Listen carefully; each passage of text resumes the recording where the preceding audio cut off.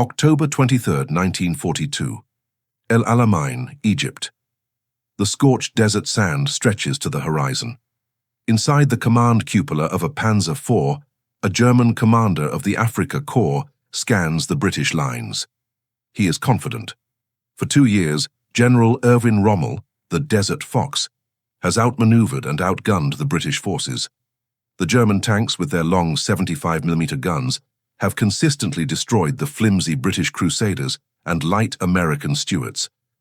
But today, looking through the heat shimmer, the German commander sees something new. Cresting the dunes is a wall of silhouettes. They are tall, bulbous, and awkward-looking. They don't have the low, menacing profile of a Panzer. They look like moving houses. Target front, range 1,000 meters. Fire. The Panzer IV fires.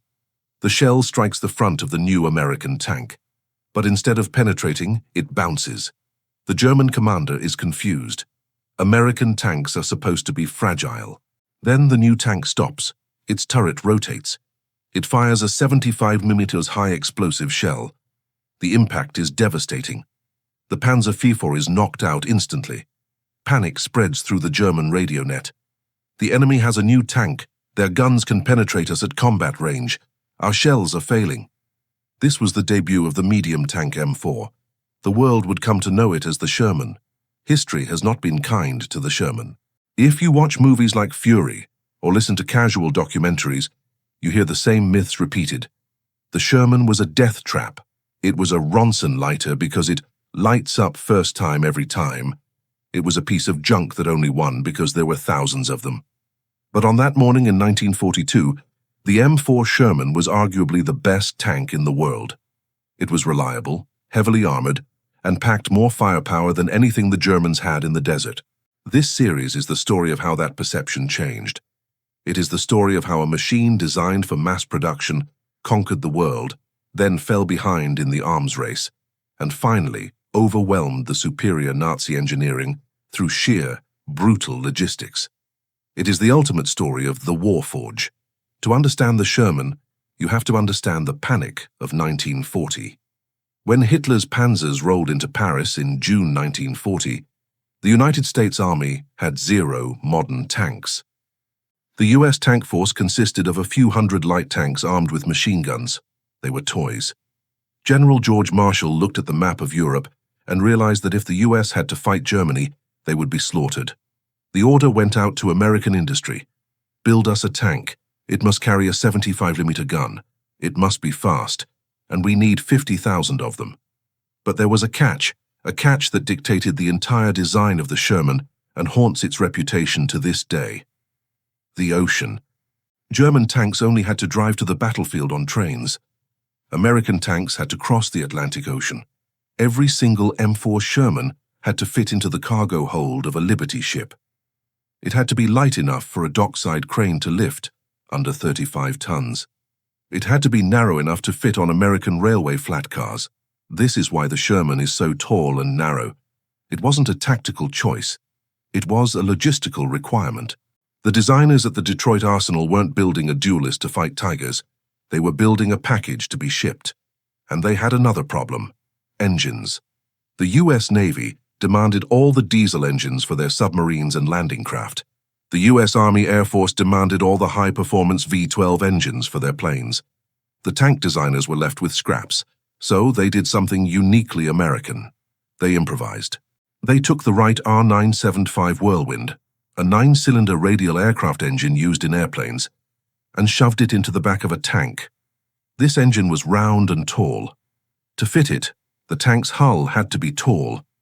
This gave the Sherman its distinctive high silhouette, making it an easier target, but it also gave the crew something German tankers never had: space. Inside a Panzer, the crew was cramped, hunched over, exhausted. Inside a Sherman, the crew could sit upright. They had room to move. The ergonomics were excellent. A comfortable crew is an alert crew, and an alert crew shoots first. But before the Sherman could be built, the US needed a stopgap. They built the M3 Lee. You've seen pictures of it, the strange tank with a gun mounted in the hull and a turret on top. It looked like a castle on tracks. It was a compromise, a rush job. The Soviets hated it, calling it a grave for 7 brothers. But the M3 Lee taught American industry how to cast large steel hulls and how to build reliable transmissions. By 1942, the lessons of the M3 were applied to the new M4. When the first Shermans rolled off the assembly lines at the Chrysler Detroit Arsenal, they were marvels of production. Cast steel hulls, no rivets to pop off and kill the crew, a gyro-stabilized gun, allowing it to fire accurately while moving slow, something no German tank could do. A powered turret traverse that could spin 360 degrees in 15 seconds. A Tiger took 60 seconds. When these tanks arrived in Egypt for the Battle of El Alamein, they shifted the balance of power. Rommel's Panzer IIIs possessed 50mm guns. The Panzer IVs had short 75mm guns. The Sherman had a long 75mm gun that could tear through both of them. For a brief window of 6 months, from late 1942 to early 1943, the mediocre Sherman was the king of the desert. The British crews loved them. They praised the reliability. A Sherman could drive 150 miles without maintenance. A German tank needed a mechanic every 40 miles. But success is dangerous. It breeds complacency. The U.S. Army Ground Forces, led by General Leslie McNair, looked at the reports from Africa and made a fatal error in judgment. They concluded, "The M4 Sherman is superior to German tanks. We do not need to develop a heavy tank. We do not need a bigger gun. We just need more Shermans." They froze the design. They focused purely on mass production. While they were celebrating the victory in Africa, German engineers were already testing the Panther and the Tiger in the mud of Russia. The Warforge of America continued to churn out thousands of Shermans, optimized for 1942, unaware that by the time they reached Normandy in 1944, they would be obsolete death traps. The tragedy of the Sherman wasn't that it was a bad tank. It was that it was a 1942 tank forced to fight a 1944 war. Washington, D.C., 1943. While the Sherman was winning battles in the deserts of North Africa, a bureaucratic tragedy was unfolding in the Pentagon. General Leslie McNair, the commander of the Army Ground Forces, was a man of rigid principles. He looked at the war and decided to streamline the American fighting doctrine. His philosophy was simple. The role of the tank is to support infantry and exploit breakthroughs. The role of killing enemy tanks belongs to the tank destroyer. This doctrine, the tank destroyer doctrine, would cost thousands of American lives. McNair believed that if a Sherman encountered a German Tiger, it should retreat and radio for the tank destroyers, lightly armored, open-topped vehicles like the M10 Wolverine or M18 Hellcat, carrying big guns. Because of this belief, McNair and the Ordnance Department blocked every attempt to upgrade the Sherman. Engineers proposed mounting a heavy 90mm gun on the Sherman. "No," said the brass. "That is a tank destroyer's job." They proposed adding thicker armor. "No," said the brass. "That will make it too slow to exploit breakthroughs."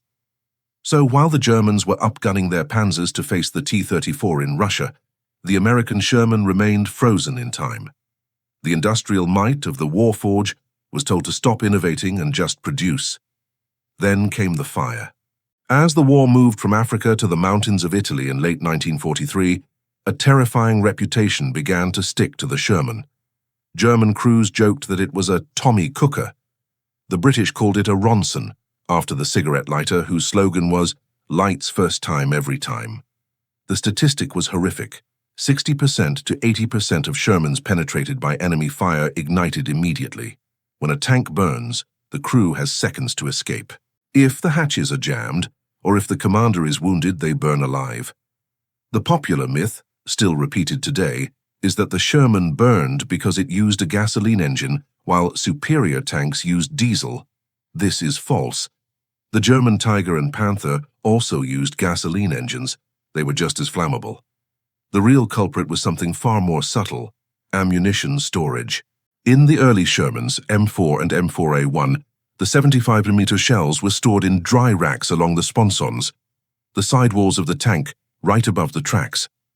This was the thinnest part of the armor. German gunners learned this quickly. They didn't aim for the turret. They aimed for the side of the hull. When a super-hot piece of German shrapnel penetrated the armor, it hit the brass casings of the American shells. The propellant inside ignited instantly. The resulting flashfire would turn the inside of the tank into a 2,000-degree furnace in a fraction of a second. The engineers eventually solved this with a brilliant low-tech innovation: wet stowage. In later models, 1944 onwards, the ammunition racks were moved to the floor and surrounded by jackets filled with water and glycol, antifreeze. If a shell hit the rack, the water jacket would burst, dousing the propellant before it could ignite. Shermans with wet stowage had a burn rate of only 10% to 15%, far safer than German tanks. But for the crews fighting in Italy and early Normandy, this fix came too late. They rode atop powder kegs, knowing that one unlucky hit meant a fiery death. The disaster that was waiting for the Allies in France was foreshadowed in Italy. At the Battle of Anzio and Monte Cassino, Shermans encountered the new German cats, the Panther and the Tiger, in small numbers. The reports sent back to the US were frantic. Our 75mm shells are bouncing off the front of these new tanks at 500 yards. We cannot hurt them. But the US Army Ordnance Department dismissed these reports. They claimed the Panther was a heavy tank that would be rare, like the Tiger. They insisted the Sherman was adequate. They were fatally wrong. The Panther was not a rare heavy tank. It was Germany's new medium tank, intended to replace the Panzer IV entirely. June 6, 1944. D-Day. The Allies stormed the beaches. The Shermans, some equipped with canvas screens to float, the duplex drive tanks, supported the infantry. But as they pushed inland into the bocage, the hedgerow country, the nightmare began. The Sherman crews found themselves fighting at point-blank ranges in the narrow French lanes, and they found that the German army in Normandy wasn't equipped with old Panzer rifles. It was equipped with hundreds of Panthers and Tigers. The math of the engagement was suicidal. The Sherman's short 75mm gun had a muzzle velocity of 2,030 feet per second. The Panther's long 75mm gun had a velocity of 3,070 feet per second. The Panther had 80mm of sloped frontal armor, effectively 140mm. The Sherman shell simply couldn't penetrate it. Meanwhile, the Panther could punch through the Sherman's frontal armor from 2,000 meters away. Sergeant Lafayette Poole, one of the greatest American tank aces, described the frustration. You see the shell hit, you see the spark, and then you see the Panther's turret turn toward you. You know you're dead. You just scream bail out and pray. The crews began to improvise. They piled sandbags on the front of their tanks, hoping to stop the German shells. Ironically, this often made things worse by adding weight and straining the transmission. They welded spare track links to the hull. They used white phosphorus, WP, smoke shells. If a Sherman couldn't penetrate a Panther, the gunner would fire a WP shell into the German tank's face. The burning phosphorus smoke would blind the German optics and get sucked into the ventilation system, choking the crew and forcing them to evacuate. It was a desperate, dirty way to fight, but it was the only way to survive. By July 1944, the morale of the American tanker was at rock bottom. They called their tanks iron coffins. They felt betrayed by their own industry. The Warforge had given them numbers, but it had denied them the tools to win a fair fight. But the American system was adaptable. The rigidity of the tank destroyer doctrine was about to crack. A new gun was coming, the 76mm high-velocity cannon, and the British had already taken the Sherman chassis and turned it into the premier tank killer of the war, the Firefly. Summer 1944. While American commanders were still arguing about doctrine in Washington, the British Army was busy solving the problem in a shed in England. The British realized early on that the standard Sherman's 75mm gun was useless against the heavy German armor. They didn't care about tank destroyer doctrine. They wanted a tank that could kill anything it saw. They possessed a weapon capable of doing this, the Ordnance QF 17-pounder. It was a massive anti-tank gun, essentially a sniper rifle for artillery, capable of punching through a Tiger's frontal armor from 1,000 meters away. The problem was physics. The 17-pounder was huge. The breech, the back of the gun, was too long for the Sherman's turret. The recoil was violent enough to crack the turret ring. Engineers said it couldn't be done, but a British officer named Major George Brighty ignored them. He and his team literally cut a hole in the back of the Sherman's turret to let the radio box stick out, creating room for the gun's recoil. They turned the gun sideways to load it. They eliminated the assistant driver's seat to store the massive shells. The result was the Sherman Firefly. It was a crowded, smoky, deafening nightmare for the crew. When the gun fired, the muzzle flash was so bright it blinded the gunner for seconds. The concussion kicked up dust that revealed the tank's position instantly. But it worked. German tank commanders, including the aces like Michael Wittmann, learned to fear the Sherman with the long barrel. They ordered their crews to target Fireflies first, ignoring the standard Shermans. In the hedgerows of Normandy, the Firefly became the great equalizer. It was the only Allied tank that could look a tiger in the eye and not blink. Meanwhile, the Americans were improvising in a different direction. They realized that in the hedgerows, they didn't just need firepower, they needed a shield. They needed a tank that could take a hit from a German 88mm gun and keep moving. In early 1944, the Fisher Body Corporation produced a limited run of 254 special tanks. The M4A3E2 assault tank. The troops simply called it the Jumbo. The engineers took a standard Sherman hull and welded an extra 38mm plate of steel to the front and sides. They cast a new, massive turret with 150mm of thickness. The result was a medium tank with more frontal armor than a German Tigerwumms. The Jumbo weighed 38 tons. It was slow, it sank in the mud.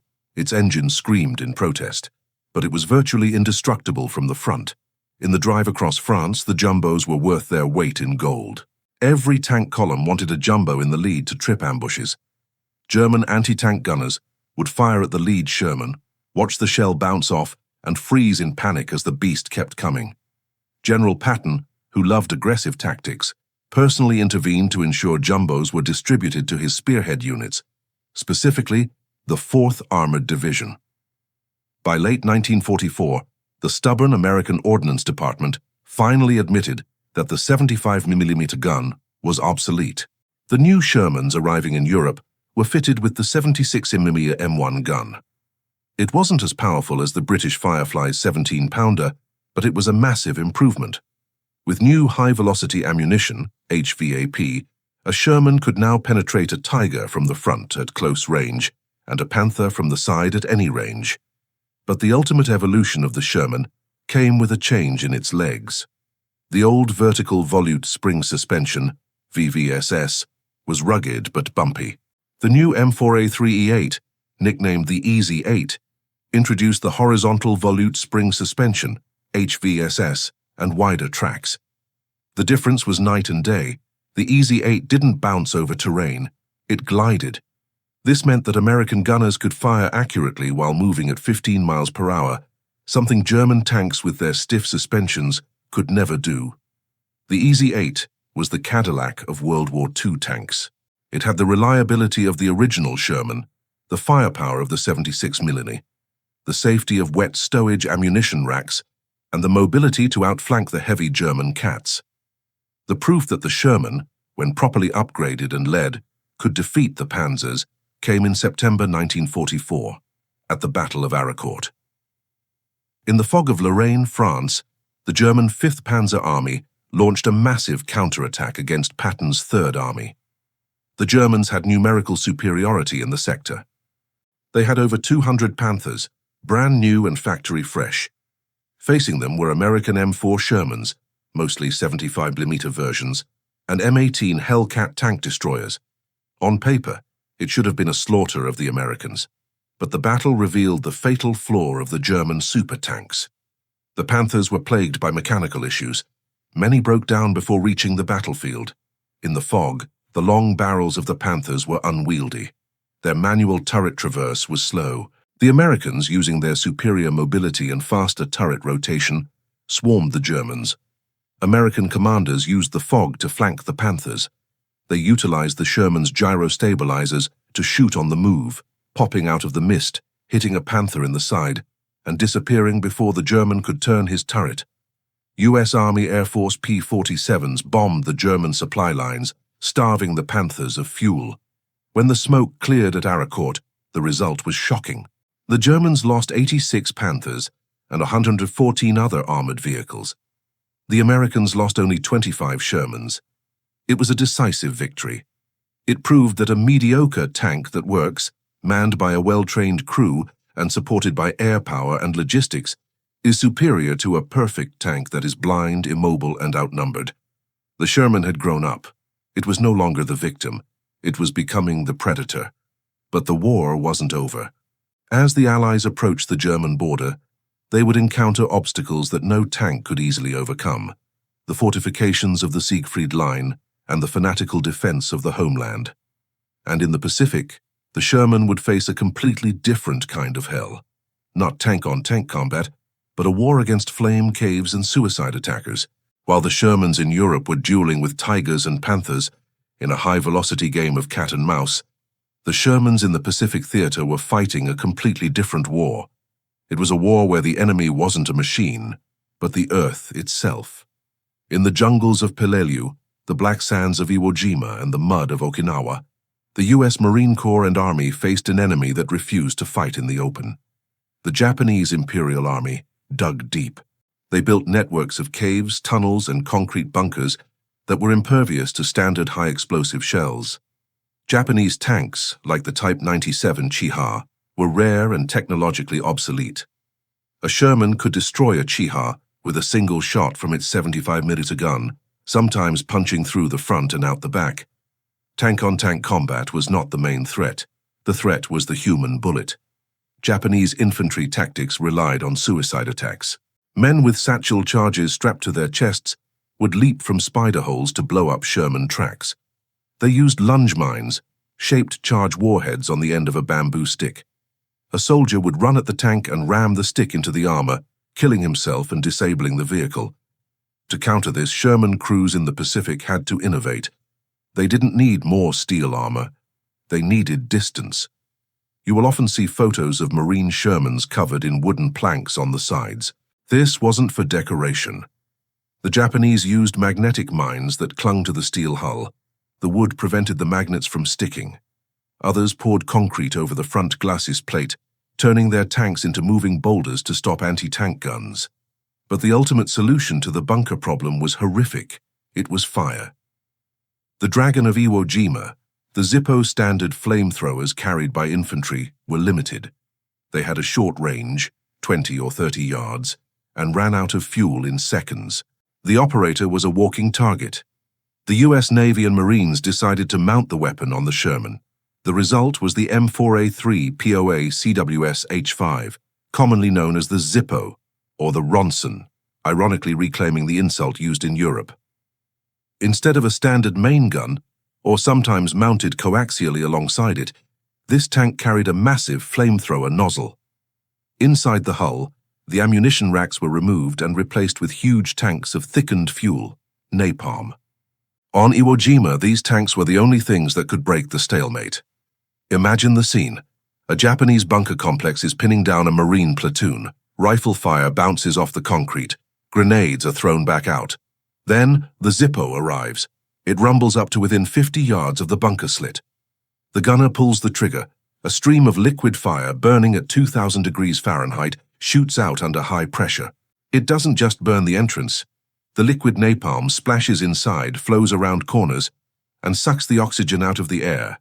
The range was terrifying, up to 150 yards in the right conditions. Japanese accounts describe the terror of hearing the Sherman tracks approaching. They called them fire monsters. There was no surrender possible. The Zippo didn't take prisoners. It erased positions. It was brutal, ugly warfare. But for the Marines on the ground, the flame tank was their guardian angel. Another innovation born of the Pacific brutality was the Sherman Dozer.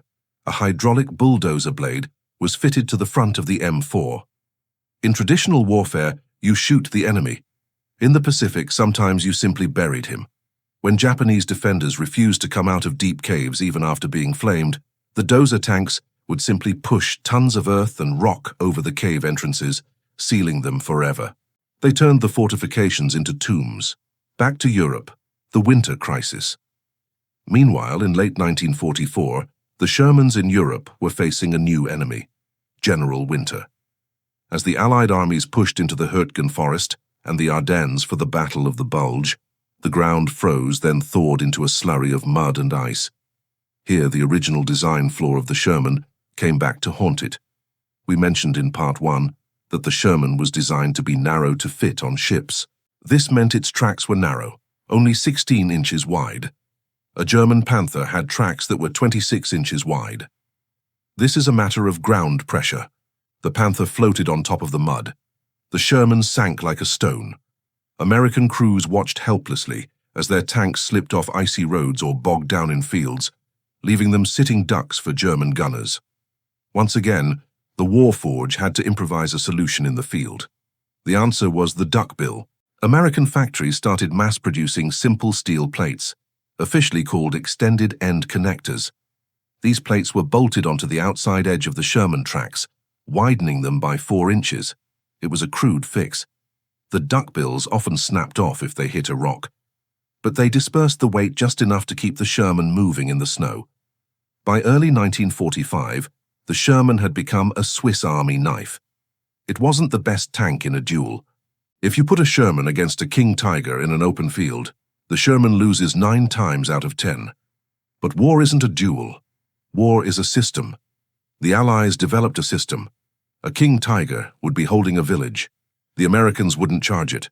They would send in a Sherman Calliope, a tank mounted with 60 rocket launch tubes to saturate the area with explosives. Then, Sherman Crocodiles, flamethrowers, would burn the supporting infantry. Then Sherman Crabs, flails, would beat the ground to detonate mines. Finally, the standard Easy 8s with 76mm guns would flank the Tiger, which was now deaf, blind, and alone. The German Übertanks were engineering marvels designed for a nightly joust. The Sherman was an industrial platform designed for total extermination. As the Allies crossed the Rhine and entered the heart of Germany, the Sherman was everywhere. It was unreliable no longer. It was a machine that had matured through blood and error. But there was one final chapter left to write. The war would end, but the Sherman's career was just beginning. In the deserts of the Middle East, decades later, the Sherman would finally prove that it could be modified to defeat even the modern Soviet tanks that replaced the T-34. May 1945. The war in Europe is over. In the assembly areas across Germany, thousands of M4 Shermans sit in rows, their engines silent. They are battered, scarred, and covered in mud. Many have logs welded to their sides, others are covered in sandbags. For decades after the war, a narrative took hold in popular culture, fueled by books like Death Traps by Belton Cooper. The narrative said that the Sherman was a failure, that it was a Ronson, that American crews were sacrificed in inferior machines against the superior German Tigers. But history is not written by anecdotes, it is written by data. And the data tells a radically different story. The survival statistic. The most important job of a tank is not to kill, it is to keep its crew alive to fight another day. In this metric, the Sherman was arguably the best tank of World War II. When a T-34 was penetrated, it often became a tomb. The cramped interior, the lack of a turret basket, and the heavy hatches meant that few crewmen escaped a burning Soviet tank. When a Panther was hit, the complex hydraulic lines often sprayed flammable liquid onto the crew, and the small hatches made escape slow. The Sherman was different. It was tall. It had large, spring-loaded hatches that popped open instantly. It had a floor escape hatch. U.S. Army statistics show that for every Sherman destroyed, on average, 1 crewman was killed and 1 was wounded. 3 men usually walked away. Those 3 men would walk back to the depot, climb into a brand new Sherman, and be back in the fight within 24 hours, bringing their priceless combat experience with them. The Germans lost their aces when their tanks died. The Americans kept theirs. The Sherman protected its greatest asset, the human inside. The story of the Sherman did not end in Berlin. 5 years later, in 1950, war erupted on the Korean peninsula. The North Korean army invaded the south, spearheaded by hundreds of Soviet-supplied T-34-85s. These were the tanks that had conquered Hitler. They were legendary. The US rushed forces to Korea to stop the invasion. Among them were the M4A3E8 EZ-8s, the ultimate version of the Sherman, armed with the 76mm gun and HVSS suspension. For the first time, the two workhorses of W22 met in head-to-head combat without German interference. On paper, they were evenly matched. In reality, it was a massacre. The Sherman crews, often veterans of W2, utilized the Sherman's superior optics and, crucially, its gun stabilizer. In the hilly terrain of Korea, the T-34 had to stop to fire accurately. The Sherman could fire while moving slowly. The kill ratio in Korea for Sherman versus T-34 was roughly 3-1 in favor of the Sherman. The Mediocre tank of 1942 had matured into a machine that outclassed the legend of the Eastern Front. But the most incredible chapter of the Sherman's life was written in the deserts of the Middle East, in the hands of the Israel Defense Forces, IDF. In the 1950s and 60s, Israel was a young nation surrounded by enemies equipped with modern Soviet armor, the T-54 and T-55. These Cold War tanks had thick sloped armor and 100mm guns. They should have been invincible against a W2 relic. Israel couldn't afford new tanks. They had to improvise. They looked at their scrapyards full of old Shermans and asked, "How big of a gun can we fit on this chassis?" French engineers told them it was impossible, but they tried anyway. They took a massive French 105mm Model F1 cannon, a gun designed for a modern main battle tank, and shortened the barrel to fit the Sherman. To handle the recoil, they installed a massive muzzle brake at the tip. They put a huge counterweight on the back of the turret. They installed a new Cummins diesel engine. They called it the M51 or the Super Sherman. In the Six-Day War of 1967 and the Yom Kippur War of 1973, these W2-era chassis went into battle against modern Soviet tanks, and they won. At the Battle of Abu Aghila, Israeli Super Shermans destroyed Egyptian T-54s. The 105mm heat, high-explosive anti-tank shells, sliced through the modern Soviet armor like butter. It was the ultimate vindication of the Sherman design. The hull was so robust, the transmission so over-engineered, and the turret ring so wide that it could accept a weapon 3 times more powerful than its original design. A German Panzer IV could never have been upgraded this way. The Sherman was a platform for the future, the final verdict. So was the Sherman a death trap? No. The Sherman was a triumph of the war forge. Nazi Germany practiced an engineering philosophy of optimization. They built optimized machines for specific moments. The Tiger was optimized for 1943. When 1944 came, it was obsolete and unupgradable. The United States practiced a philosophy of adaptation. They built a platform, the M4, that was simple, rugged, and spacious. When they needed a tank killer, they made the Firefly. When they needed a bunker buster, they made the Zippo. When they needed a heavy assault tank, they made the Jumbo. When they needed to kill Cold War tanks, they made the Super Sherman. The Sherman wasn't the fastest. It wasn't the most heavily armored. It certainly wasn't the scariest looking. But it was the only tank that could be shipped across an ocean, driven for 2,000 miles without breaking down, repaired by a teenager with a wrench, and modified to do any job on the battlefield. General George Patton famously said, "Wars are not won by fighting battles. Wars are won by destroying the enemy's ability to fight." The Tiger won battles. The Sherman destroyed the enemy's ability to fight. It swarmed, it persisted, and it overwhelmed. It was the mediocrity that conquered the world. And in the end, it was the tank that brought the boys home.